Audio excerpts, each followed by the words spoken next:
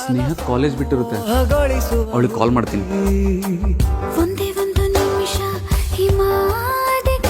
ಅಯ್ಯೋ ರಾಹುಲ್ ಕಾಲ್. Hello baby, ಇವಾಗ college ಬಿಡುತ್ತೆ, ನಾನು ಮನೆಗೆ ಹೋಗ್ತಾ ಇದ್ದೀನಿ. ಹೌದಾ, ಸರಿ ಆಯ್ತು ಬೇಬಿ, ನೋಡ್ಕೊಂಡು ಹೋಗು, ಹುಷಾರು. ಹಾ ಸರಿ, ಬಾಯ್. ಹಾಯ್ ಅನಿತಾ, ಹೇಗಿದ್ಯಾ? ನಾನು ಚೆನ್ನಾಗಿದ್ದೀನಿ. ಒಂದು ಇಂಪಾರ್ಟೆಂಟ್ ವಿಷಯ ಹೇಳ್ಬೇಕಿತ್ತು ನಿನ್ಗೆ.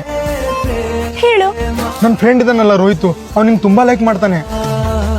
ಏ ಲೂಸ ನೀನು, ನಿಂಗೆ ಗೊತ್ತಿಲ್ವಾ ನಾನು ರಾಹುಲ್ನ ಎಷ್ಟು ಪ್ರೀತಿ ಮಾಡ್ತೀನಿ ಅಂತ? ಅಯ್ಯೋ ಅನಿತಾ, ಅವ್ನು ತುಂಬಾ ರಿಚ್ ಇದ್ದಾನೆ. ರಿಚ್ ಇದ್ರೆ?